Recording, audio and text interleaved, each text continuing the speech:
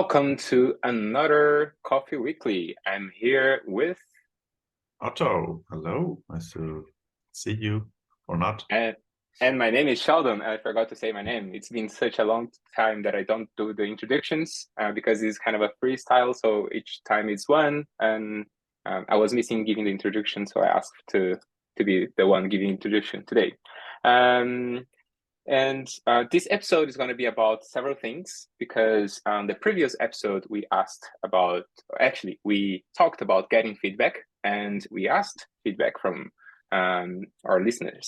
And we have a couple of people that replied and a few topics to discuss. So this podcast is going to be about that. Before really starting, we're going to pick up from where we left, which was the first piece of feedback, which is a feedback on us not being responding or respondent. Anyway, we weren't replying to comments on our YouTube channel, and we kind of apologize because it's kind of a new thing for us as well, and we are learning how to handle the mechanics of having a podcast and dealing with an audience. And we are very happy that we have comments and people actually watching the dudes talking about stuff. So about this piece of feedback, do you have something to say also? I think I'm very happy someone took the time to, well, first of all, listen to our episodes, but also leave a comment there like, oh, guys, you don't engage with us. Yeah, it's true. And now we're here and you have made a change. You've made an impact and it's kind of fun. We're looking forward to engage a bit more with people who have the time and the interest to listen to our content. Yeah. And also, actually, let me say his name. So I'm gonna butcher the pronunciation because this is not my native language, but it's Chong Huang or something similar to that. I'm sorry. And he or she also commented another piece of feedback, or actually more of a question on and our thoughts on some topics. And we're going to talk about this in a little moment because now we are going to talk about another feedback. And Otto, which one was the next feedback? Yes, so I would say maybe feedback is all the wrong. I think in last episode we said today's gonna be a special. It's episode 25, and it's more like kind of like a QA, but you can ask us anything. You can give us feedback if you want. You can just tell us something. You can ask us, and basically, yeah, one question we got is from a user called CCP, which is the Compelling Conversations podcast. Another podcast. Hello, reach out to you asking, will you guys be on my podcast? And a little ice emoji. And I don't see any reason why we should not. What do you think about that, Sheldon? Yeah, usually I try to think and have a look at if the person is advocating for something that I don't agree with. And I have a few values that I take care of. And I try to be careful of my values, but it seems that Compelling Conversations podcast, from what I saw on the videos that they published, it seems to be a nice piece of podcast. I haven't listened yet, but I'm going to give it a try.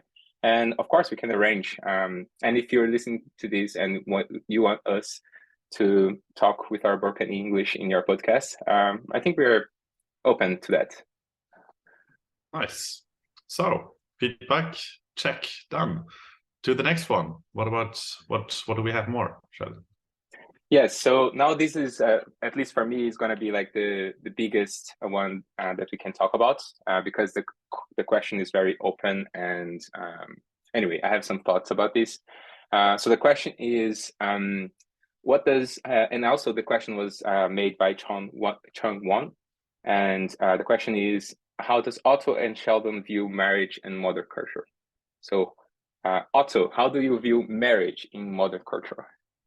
Well, to maybe give a little bit of a pretext, which I think that this question is well placed, given the fact that I am not married and Sheldon is married. But before I spoil anything on your side, I can give my view. Wow, yeah, it's a big question. It's definitely a question that sparks many conversations, many thoughts, many reasons, many conflicts for some people as well. And what I can say definitely, I mean, in short, yes, I do plan to get married. But no, I don't think the, let's say, concept instituted by religious organizations like the church, for example, in the form that it is today, I think it has some, I don't know, restrictions that might not go towards the human, the nature of humans in that sense. So what does that mean? I mean, fancy words, but what it means is, for me, I see the concept of being married is more like a social context. So regardless of religion, which means that, yes, you can have a partner, you can have a relationship, you can just be friends with benefits, or it can be married. And the difference for me is that when you decide to be married, this is more that you say, okay, this is not just like a thing, this is not for fun, or this is very serious, and you would want to spend the rest of your life with this person. And this is also what this is what I personally look for. I mean, a person that I can spend my life with, because I think just life is much more interesting in a relationship, at least most times. But what I think is a bit problematic is, I mean, I don't know how much that is. I can relate to religion or still culture. I mean, culture is also. I mean, religion is some kind. Yeah, it's hard to say. But for example, what I find problematic is that in many circles, or some parts of a country, in various parts of the world, it's like the marriage is the only thing that matters in your life. It's like, come on, like, what year are we in? I mean, I don't want to sound rude when I say that, but I think if we look at the whole picture of our life and our society and the options that we have, no matter if countries have different values and different religions, that's fine. But just looking at the actuality, I mean, yes, if you want to marry, if you feel like that's a good way to do it, and if you feel like this person is someone that you really want to spend time with, go ahead.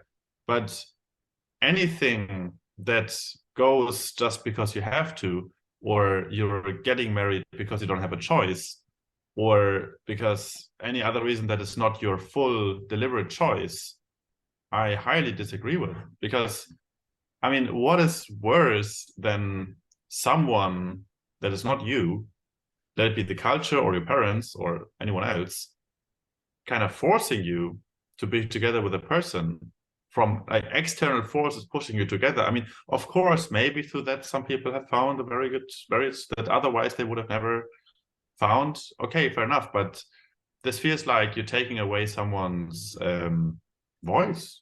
I mean, choice. I mean, you're a human being. Like, you're free to choose. Sorry, but this is the way I see it, at least. And of course, I don't have the insights of how those cultures internally work because I've not been part of those cultures.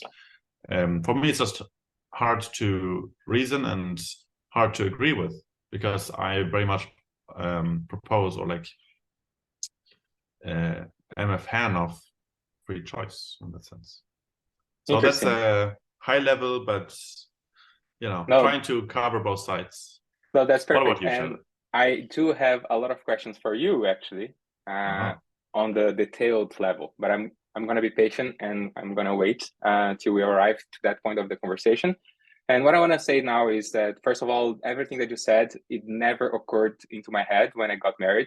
My mindset was completely different. And that's why I think this is going to be an interesting conversation, because I think I have a very different view on what marriage is.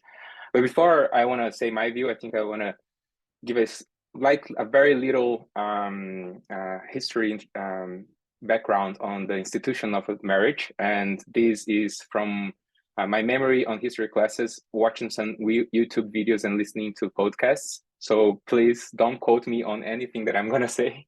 But basically, if you research on history, you see that marriage started as not by love at all. It was a perpetuation of power. So important families would marry their children so that the families would be more and more powerful and become clans and become empires and so on and so forth.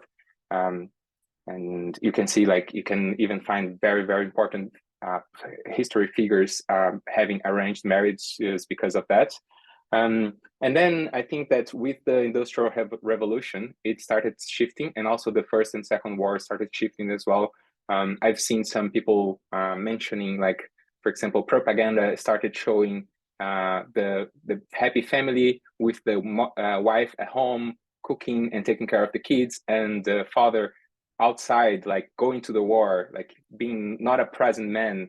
And some people even say that this family, this idea of family of like father, mother, and two kids started in this era. Again, I don't have anything to corroborate what I'm about to say, but it kind of makes sense for me, so that's why I'm saying here. Please do your own research. But I think what I'm trying to say with this historical background is that the idea of marriage changed from time to time. And now we have this romantic idea of marriage as something that you're going to be be happy forever and going to stay together for the rest of your life and stuff like that. And these, I think, started somewhat on the beginning of like from the middle to the end of the previous century. And now on the 21st century, people see that they don't want to stay forever with the same person. So now there is this complete avoidance of marriage. So for example, when I moved to Europe almost 6 years ago, everybody was shocked that I was married. But again, they were living with their partners the same way I was living. So what's the difference? Who is laughing now? You're living the same life I am living. So the only difference is that I took a piece of paper and I signed it. So what's the difference here?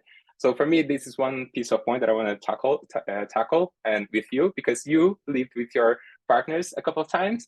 And so you had a married life like I am, at least for like a shorter while than I do. But anyway, the dynamics is very similar. So for me, what I think about marriage is it's something that is very common in Brazil as well, which is the same idea in the beginning, marriage being, and I'm going to sound communist right now, but marriage being a product of capitalism. So two people marrying together to build their life together, and then they get married, they join their salaries, they rent one house instead of two, and then they can start building their life. So my marriage was something like my not main reason, but one of my reasons was that, like the joining forces to win life together. And of course, we got married by love, and I still love my wife. We're going to be 10 years of marriage in 2023. So I think that there is a lot of other aspects or facets of marriage. And when I was going to the church, I think I was having some of the ideas that you mentioned, but when I left church and I removed this whole religious aspect of my life, I started seeing the institution of marriage in a slightly different way from the rest of the society.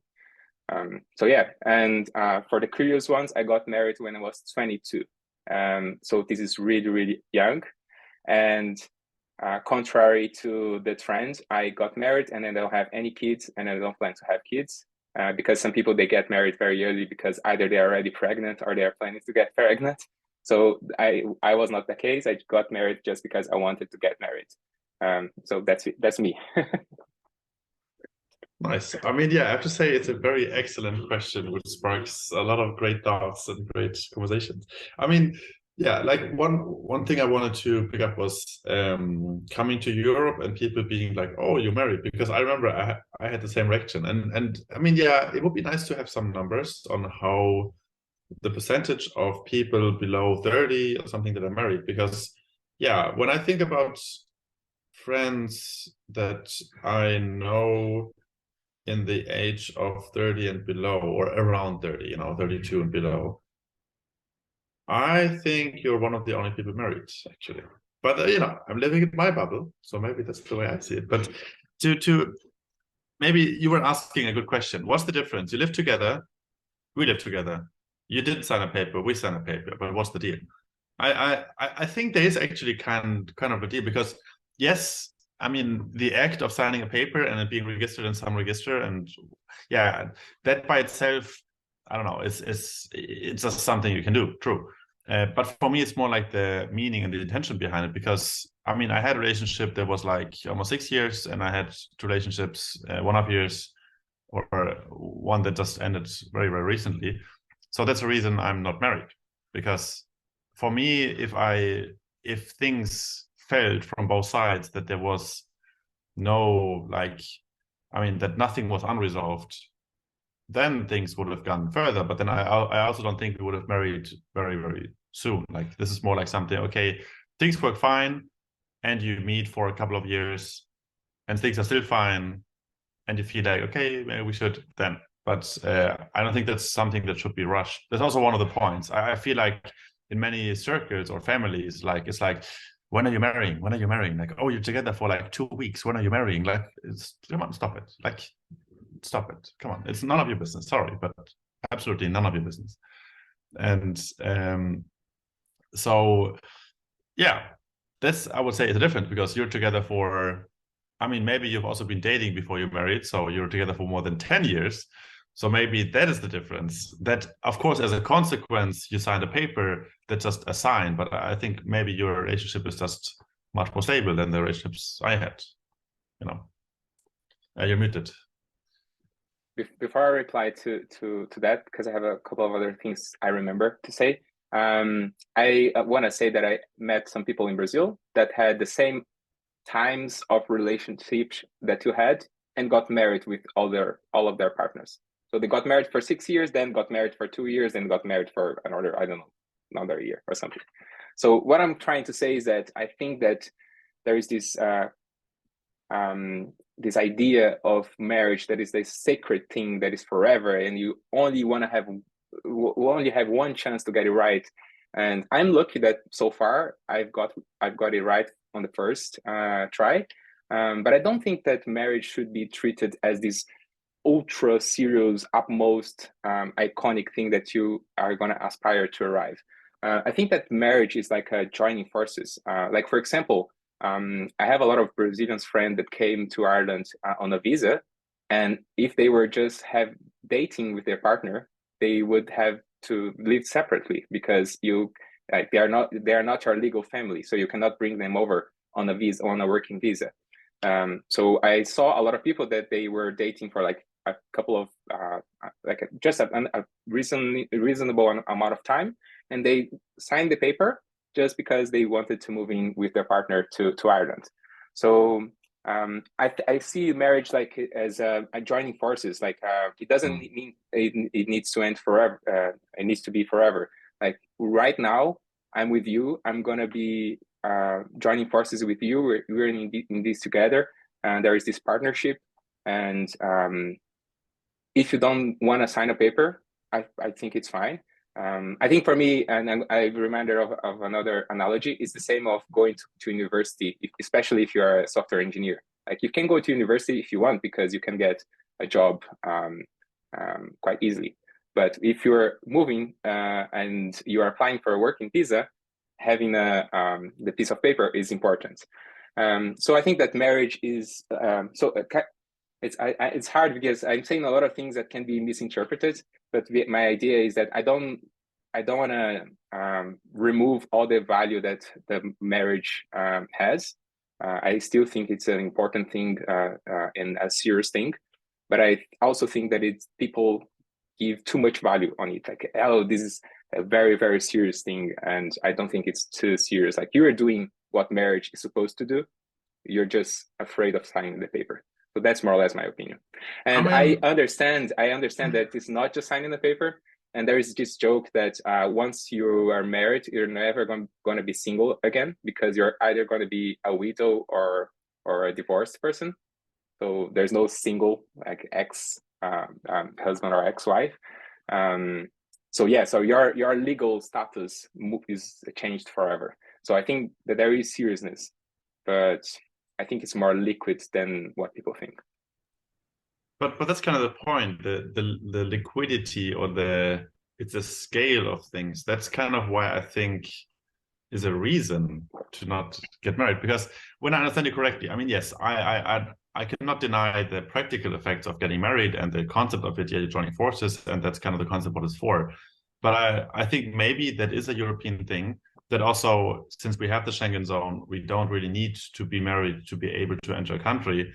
And yeah, I don't know how many Europeans go to other countries, but of course, when you travel to a different continent or different country that is hard to get into, getting married is like a very practical thing. So then, of course, if you're like unsure, then you just might definitely just marry, even if you don't get divorced a month later. Well, you're in the country, you have a permit and whatnot.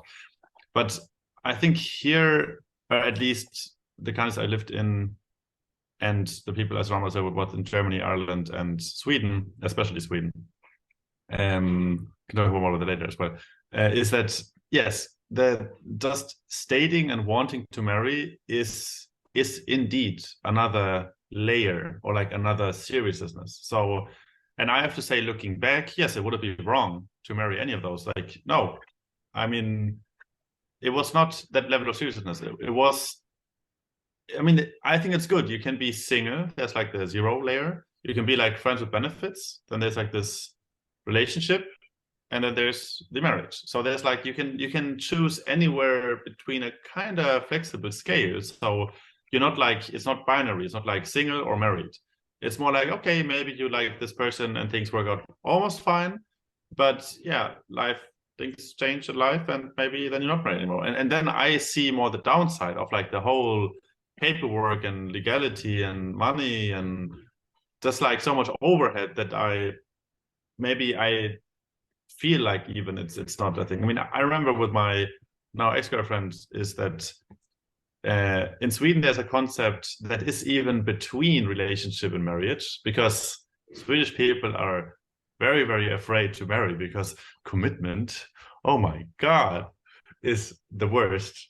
And marriage means like intentional commitment.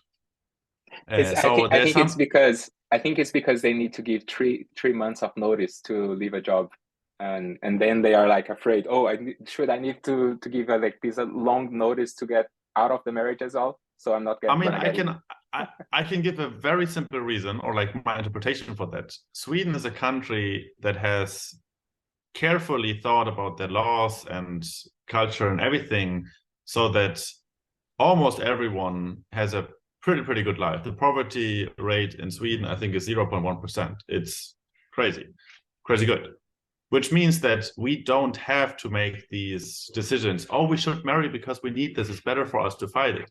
Where I can see in other countries, maybe there's the society, the government is not as well helpful for the people. So maybe you need to join more forces. So here the problems we have is more like, problems of feeling too good, so that's a reason why people are like, no, I don't need to marry anyone ever. I can have, I mean, I don't need to share taxes. I make enough money. Like, people don't need, I mean, we don't even have a minimum wage. I mean, people still earn kind of good. I mean, I was just talking to someone recently.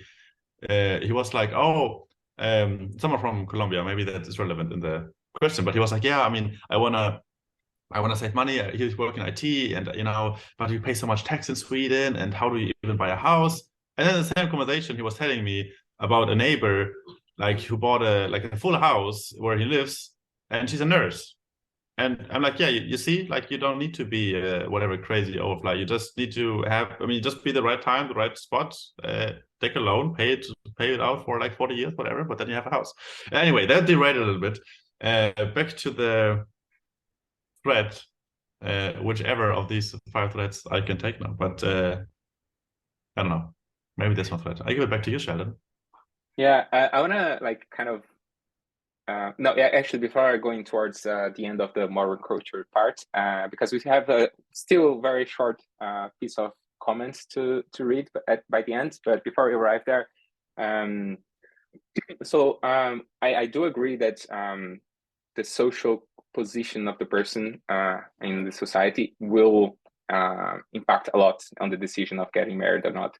I've seen people getting married to go out of an abusive parents, for example, or like the other one that I said, like salary.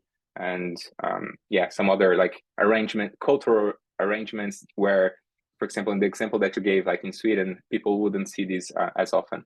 And also now, what I want to ask you is, because Chang Huang also mentioned modern culture, and this reminded me of dating, because when I was dating, there was no Tinder, pretty much no smartphone. It was like the beginning of smartphone, and everything, all the dynamics were different. So do you think that those changes in culture impacted, for example, you, like your first girlfriend, how you met, and your last girlfriend, how you met, and all the other like relationships you had, and have they been changed throughout the time?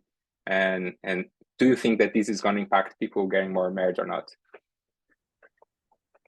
I mean, I try to break it down the question because that's many questions.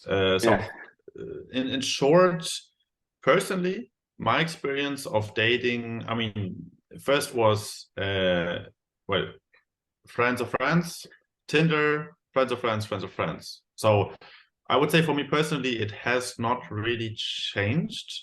The first question. Second question, how I think in society that changes. I mean, yes, 100%, absolutely. I mean, I've seen a statistic recently. I don't know the exact numbers, but it was the average rate of sexual interactions in 1 year, grouped by, I think, below 18, 18 to 25, 25 to 35, and so on. And this was focused more on the effect of Corona and online dating. So both of these things that have a negative effect, meaning that I think the rate of below 25 was, I don't know, somewhere between 60 or 70% that had at least one sexual contact a year, or 75, kind of high number, or 80, I don't know.